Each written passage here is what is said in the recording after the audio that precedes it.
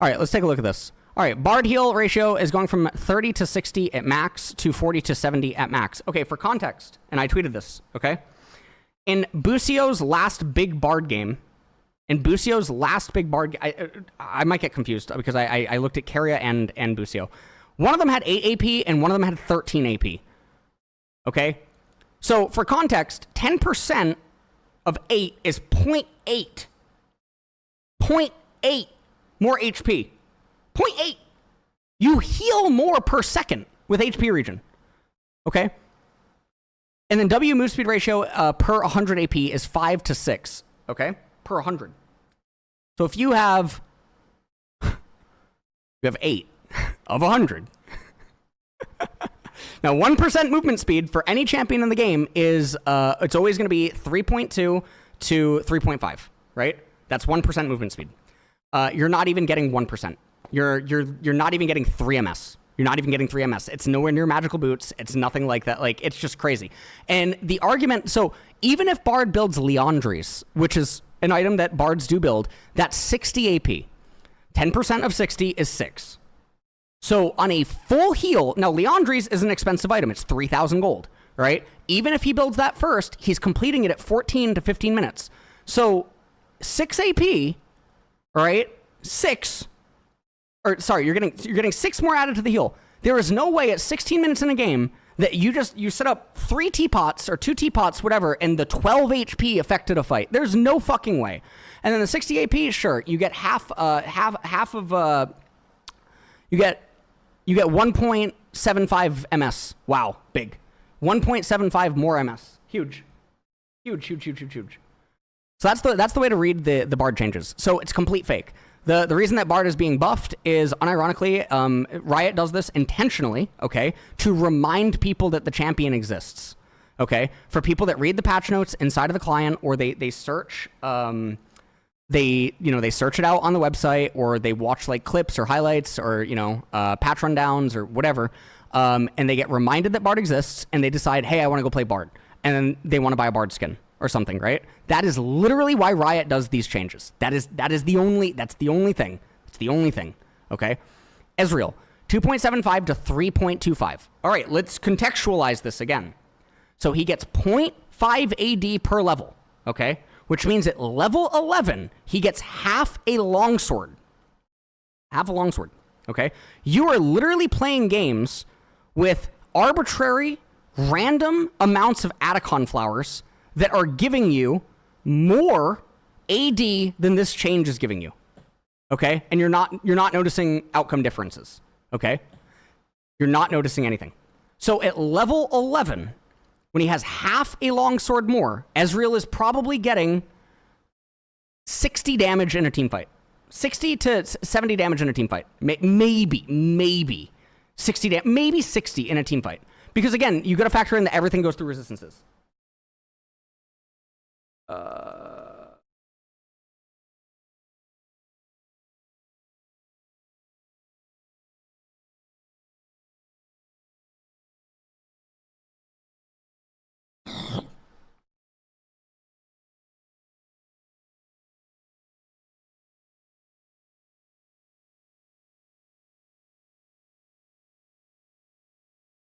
Sorry. Bootcamper messaged me for help. Okay. Kalista, 80 growth, same exact thing. Okay. Now, you might argue that Kalista auto-attacks a lot inside of a team fight, right? She throws out 20 auto-attacks, so, 5 times 20 is 100. No, it's going through resistances, okay? You have to factor in that it goes through resistances. This does nothing in laning phase, all right? You get 2 levels in laning phase, you get 1 more AD. Wow, huge, big, amazing. It's not doing anything, okay? Even if you get 1 more AD in laning phase, all right, and you throw out 30 auto attacks with the 1 more AD and everything goes through resistances, all right, you are dealing a minion auto attack worth of extra damage. It's not doing anything. It's fake. It's reminding you that Kalista is there. That's what these changes are. They are to sell skins and remind you that the champion exists. The only way the Ezreal change matters, the other way that the Kalista change matters is for like Barons, I guess, because at that point, or like Barons and Dragons, because yes, okay, sure, you're throwing out an enormous amount of auto attacks on those objectives, and when we're talking about like level 15, level 16, you know, it's not quite a longsword, but sure, okay, yes. At that point, yes, you're getting a couple hundred extra. You are getting a couple hundred extra damage. That is true. For Ezreal, a little bit less so, obviously, but like yes, it does help with taking. It does help with taking like Baron. It helps with taking Atacon. It helps with taking like these types of things. Very negligible. Yone base AD going up by 2. Because obviously Yone is getting gutted with Second Wind and the Doran Shield nerfs and stuff. So Yone is going to have to get buffed. The way they're probably going to buff Yone is they're gonna buff his HP regen per 5. Would be what I would imagine. All right, we're almost in draft. Oh, this is so good that I remember that this exists. Okay. They're probably going to buff Yone's HP regen per 5, or what they're going to do is they're going to make him tankier in a way that he acquires similar EHP that, well, he's not ever going to get back the Second Wind and the D-Shield because I think they did determine that that was toxic. But yeah, that's where this is at. Yunara, W damage, W hit damage 5 to 105 plus 85% total AD to 55 to 250, 15 plus 85% bonus AD. So 85% total AD. So she builds either Kraken Slayer or Blade of the Ruined King first, typically, right? Both of which are not big AD items. Let me just look at something, just to understand this a little bit better, just to be able to understand this, because again, I want to be able to understand it. I want to know where Riot is going with this. Okay, so W is also the last max stability. Okay, so it's the last max stability. So it's just getting a flat 50, so 85% total AD. What is Yunara's AD at level 1? Yunara's AD at level 1 is 55. Wait, so total AD versus bonus. So if you start the game with a lot, all right, so her damage is outright buffed until, so it's buffed early and mid, nerfed late. W DPS 5 to 65, 40% total AD to 33 to 129 plus 51% bonus AD. Okay, so yes, it's buffed early and mid on W.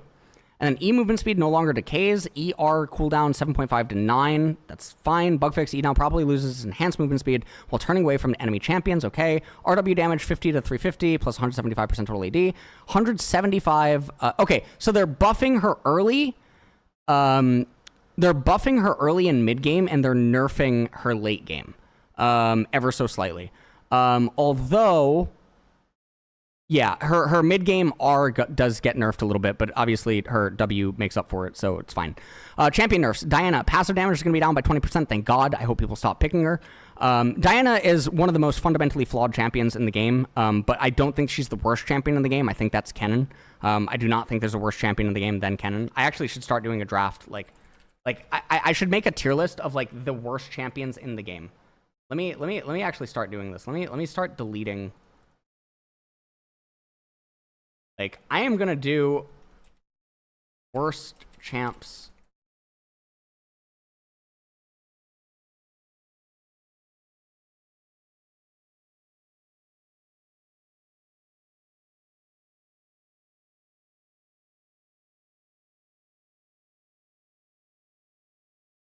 All right, left to right. Okay, worst champs in the game, left to right. That's what we're gonna fucking do. We're gonna do that. Okay, we're in draft. All right, cool. Let's go back to this full screen. Boom, boom.